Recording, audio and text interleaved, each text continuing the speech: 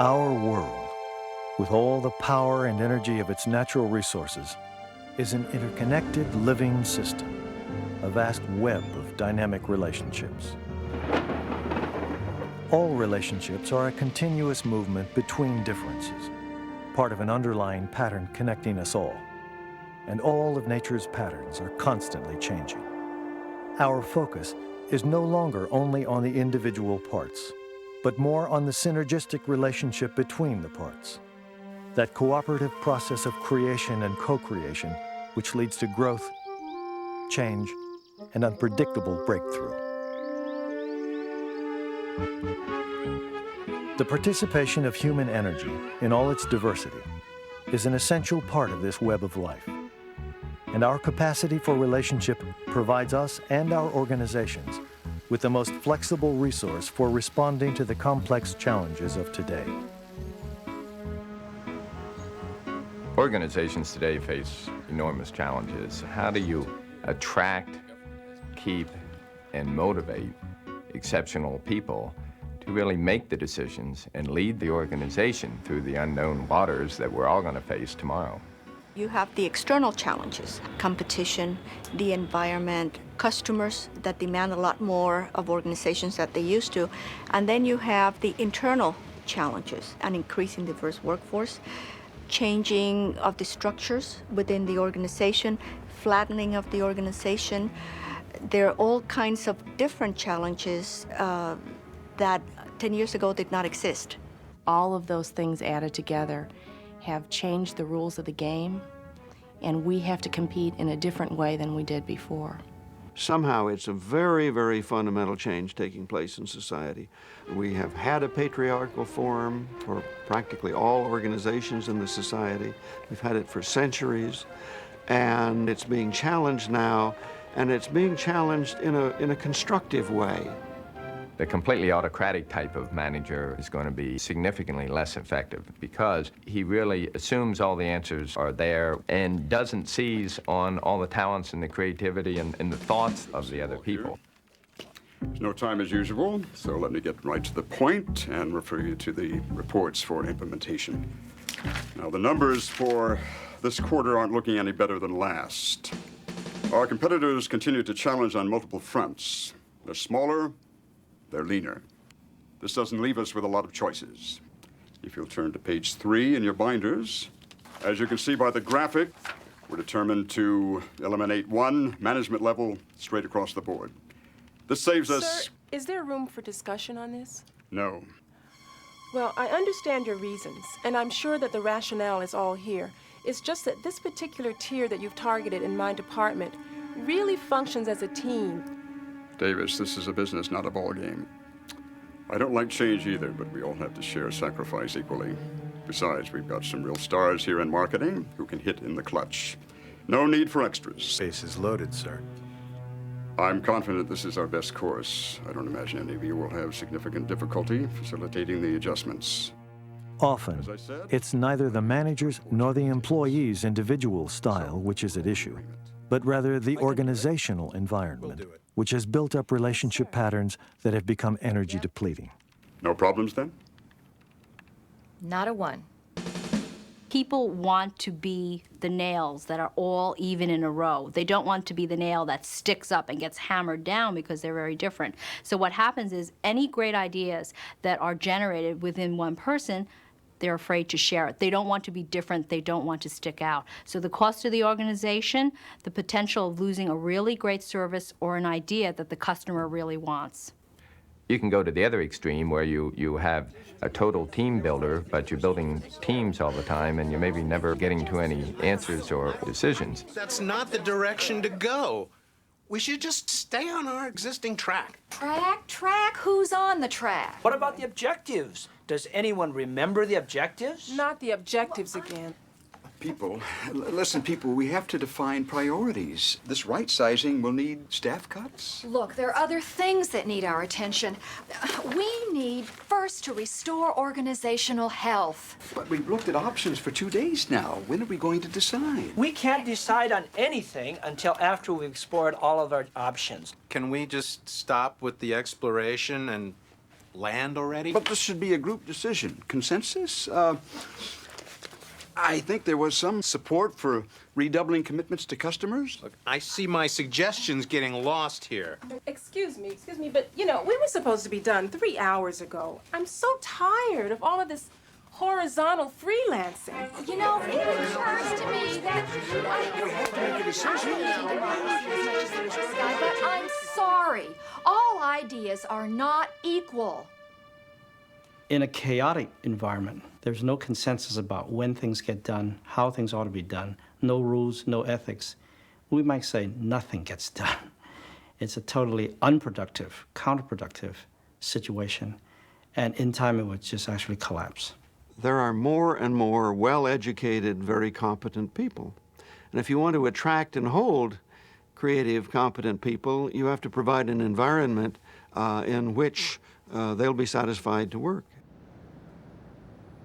Relationship is important to the organizations because they provide a safe context in which people can take risks, in which people feel that they are able to take risks and recover.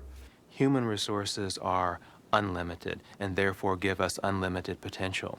If two organizations compete with equal material resources, but one organization's people have passion, enthusiasm, and high-quality relationships, that organization will be the most successful organization.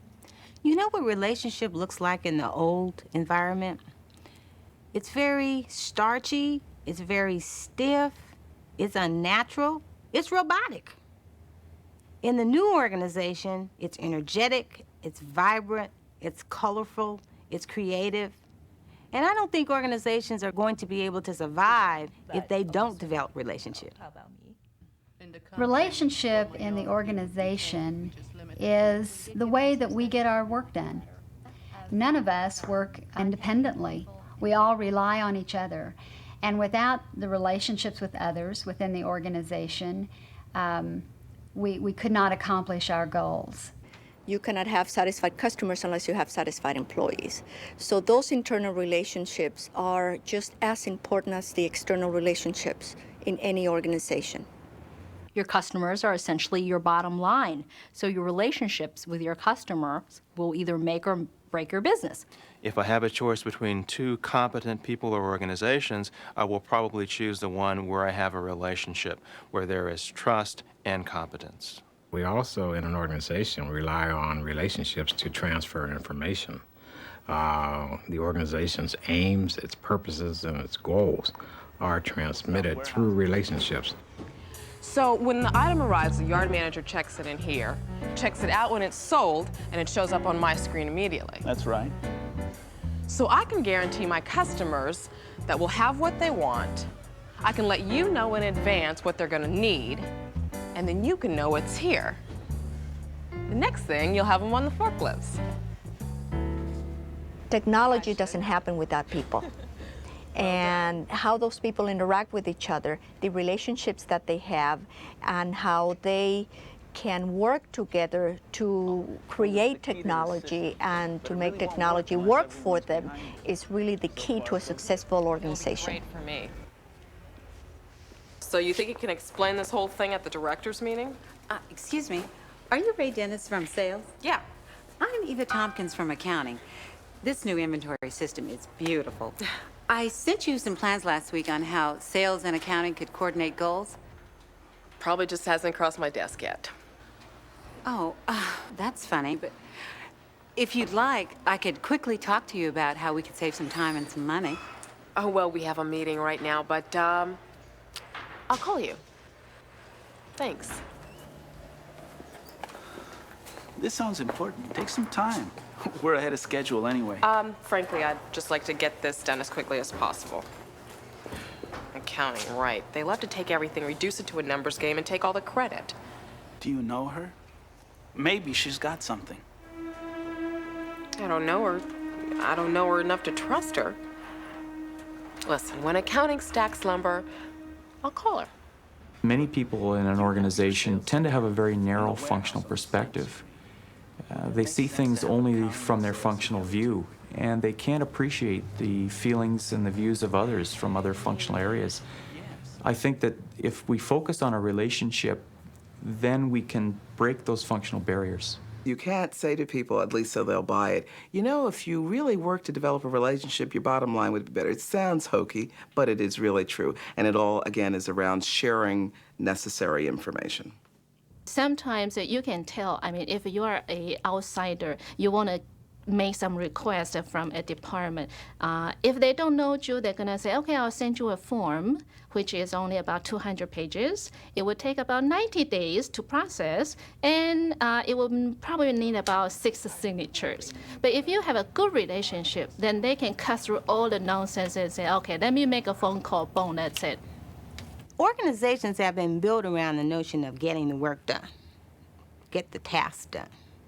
And I'm saying that if you build a relationship with the person, you don't have to worry about the task because the work will get done.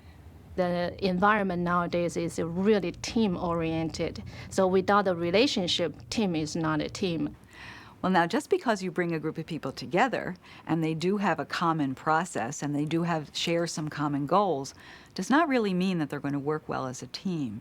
It's when we begin to look at the relationships between and among the people who are going to work together on the team that we begin to see the power of the team. Relationship patterns in organizations are like a unique ecological system, a living network of dynamic energies in which no one part is as important as the whole and the relationship between the parts.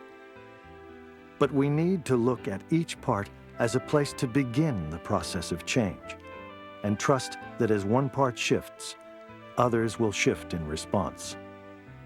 Each person is a natural source of available energy with unique personal patterns and the choice to act in depleting or enhancing ways. Diverse individuals have an opportunity to cooperate, co-creating unique and unpredictable outcomes.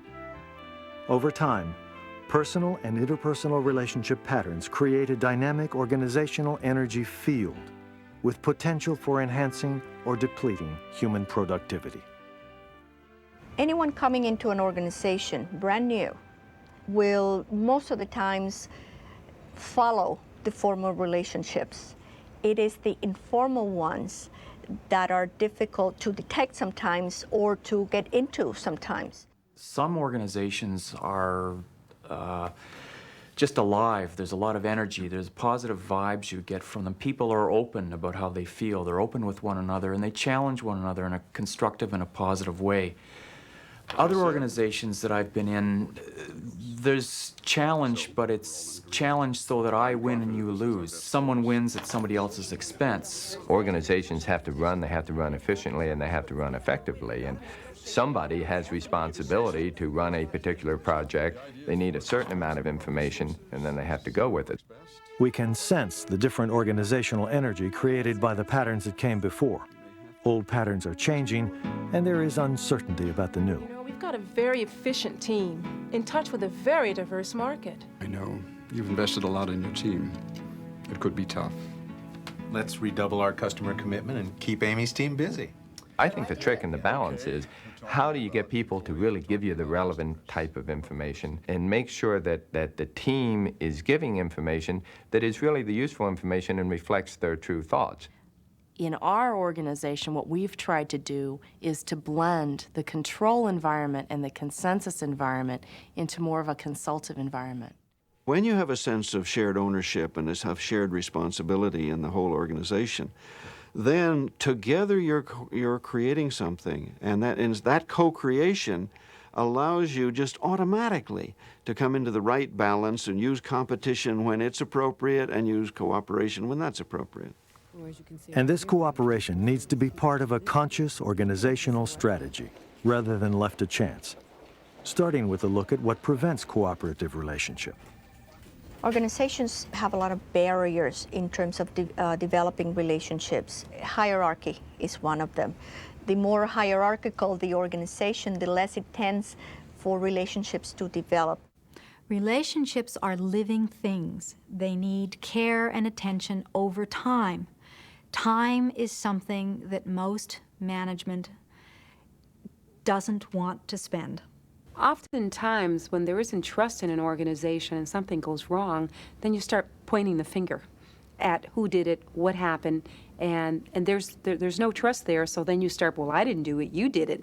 And before you know it, you're not able to get the task done. Listen, Joe, I'm not going to Shamrock to ask for more time. You've got a deadline, you meet it. All right. But believe me, the problem isn't in this office. It's staff. These people were in place long before I came, and I hate to tell you, but a lot of them are just lazy. No more excuses. You have got some accounting to do. Shamrock will have to shut down its production line if you remain 1 week behind on their transformers. I consider this 100% your responsibility, Ken. Joe, it's summer. We've got 2 line guys on vacation, and Charlie himself is going out next week. If you fail to meet delivery dates, they shut down and we lose our #1 customer. Get them their transformers any way you can now. Have I made myself clear? I'll get right on it. Now, am I supposed to postpone my vacation again? My boys, he's been talking about this camping trip all this week. Charlie, you could spend the rest of your life camping with your boy. Yeah, fine. Miracles are us. Get started on it yesterday, Charlie. What in the world is that? The servo relays from number 3. You told me to bring in any bad ones. And it have to come in here? How come everything have to live in my office? I mean, look at this place. What's the matter? What's the matter with your crew? I just had to take a ration of flack because you can't keep your floor on schedule. I got a new foreman, 2 new machinists, 3 changes in the last set of plans, and Katie, the line boss, is still learning to take responsibility. No, you take responsibility.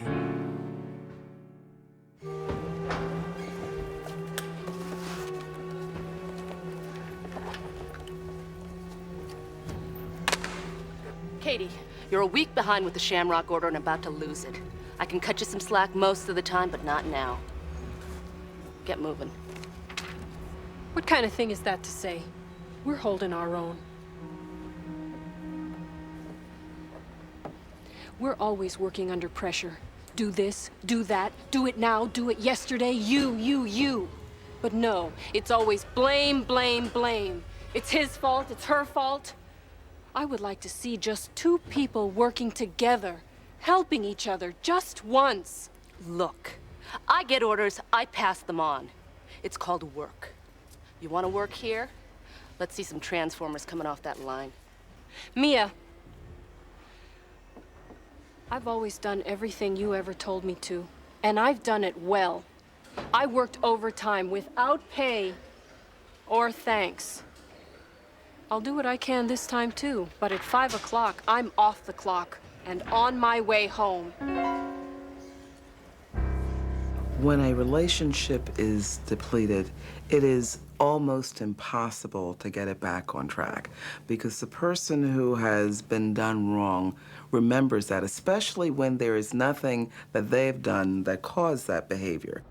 Organizations need to take responsibility for maximizing organizational energy by encouraging synergistic relationship patterns. It certainly starts with leadership. Somebody at the top with power, influence, and authority must set the style and say, I am responsible for X, Y, and Z. Nobody. The buck stops here. And then in role model fashion, inspire middle management to do likewise, all the way down.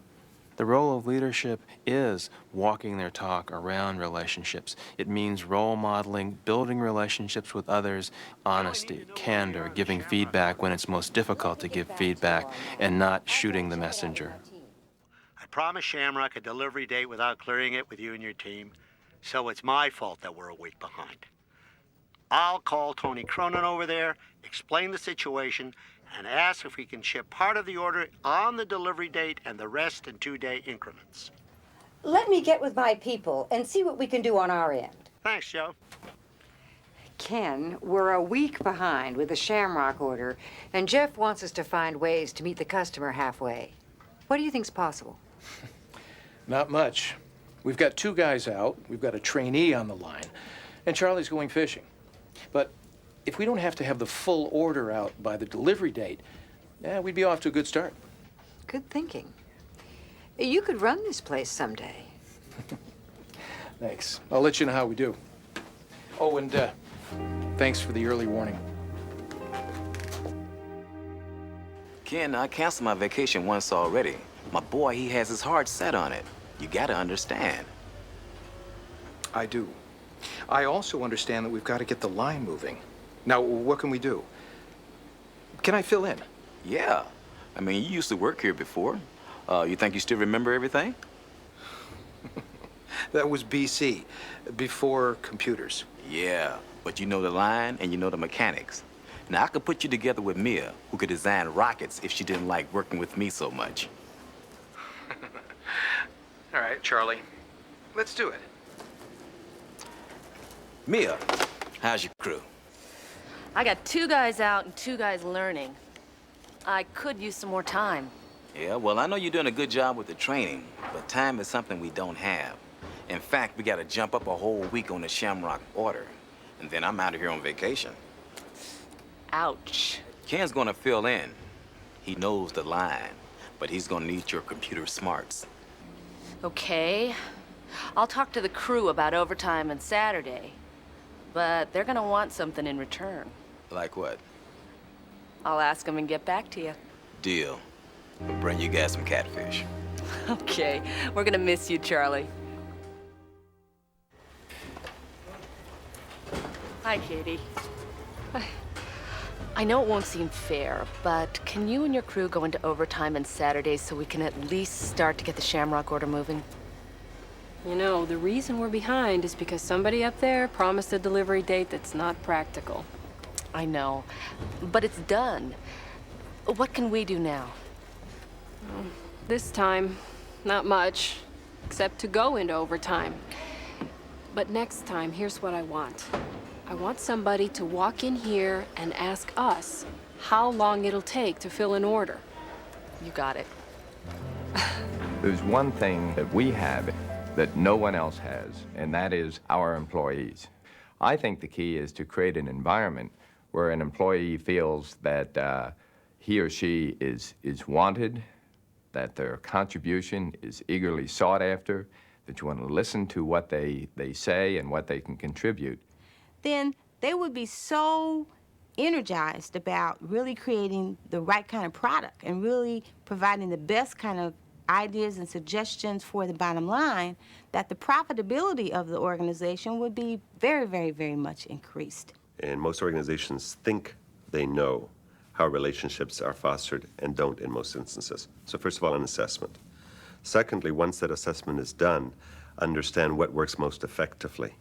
And clearly, as in any relationship, not only organizationally, foster trust so that people do develop relationships based on some common expectations.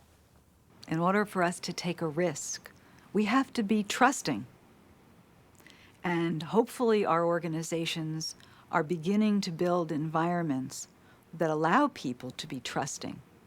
It may seem totally unreasonable that we should set out to learn to trust the total environment, because there have always seemed to be elements out there that it was foolhardy to trust. And so this is another part, and a very profound part of the holistic thinking, that if it really is all one whole, and we're part of that whole, discovery that that whole is trustworthy is an important part, an essential part of human growth and development. The person that's in charge is the one who, for the most part, cultivates the environment. In our case, with Katie, she cultivates a trustful environment for us. To borrow a phrase, a trickle-down effect. So it kind of permeates throughout our department, and you get the best out of all of the members. When you value diversity and you value relationship, I think you're valuing the same thing. I think that when you're working with trying to understand why people are different and why they think the way they do, if you can understand this and work with it, then you have a real strong relationship and a team together.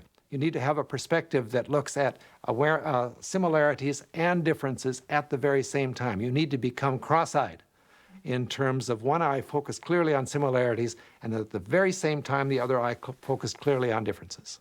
We need to look at how the organization supports relationships, how the organization supports differences. And if there are no policies and practices in place, then we need to do everything we can to change that, to make sure that it fosters an environment of openness and of trust.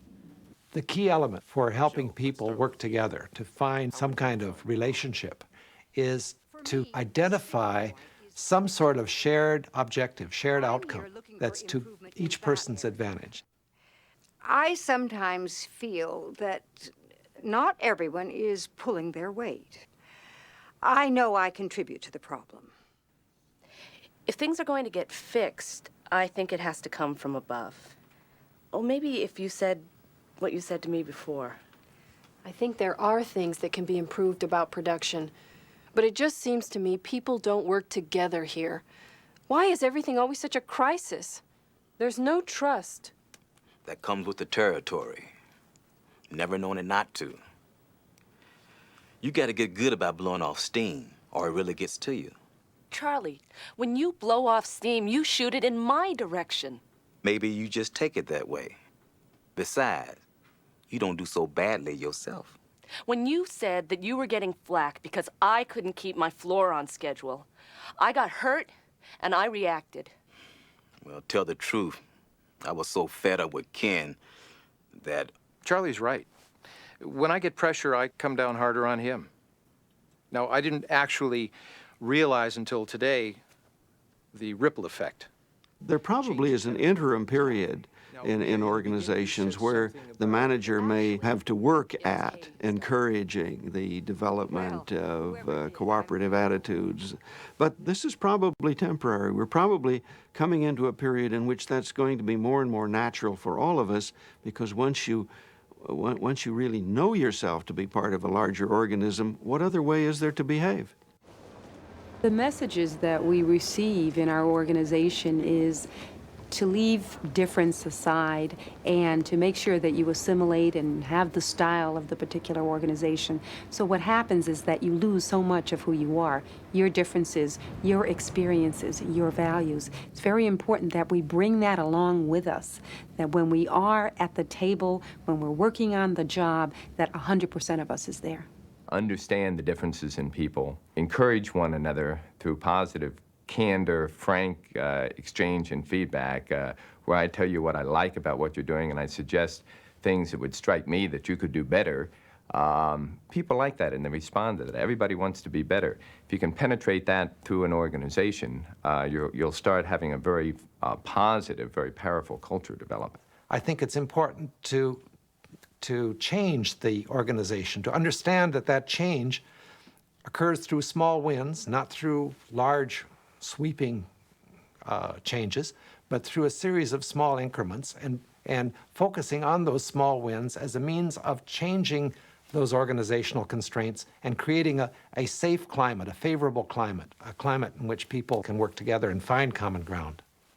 That means removing the barriers, unleashing creativity, energizing people so they can really become productive and really focus on the things that are truly important. It's really critical these days that folks in managerial positions have that balance between, say, the yin and the yang, the masculinity and the femininity, the assertiveness and the sensitivity, the focus not just on the task, but on the relationship side of the business. We have to bring those two together in a more holistic perspective. We'll be far better off when we can do that. If we really begin to think of ourselves in the organization as an ecological community within a larger ecological community, then of course our sense of relatedness is very different. And we naturally, from that kind of view, we naturally focus on cooperation, on doing a meaningful task together, on really getting our own fulfillment through the fulfillment of the whole. The relationship process, with its potential for creativity, is the lifeblood of the organization. In a world where challenge and change are the only constants, effective personal, interpersonal, and organizational relationships are the tools for our survival and the vehicles for our success.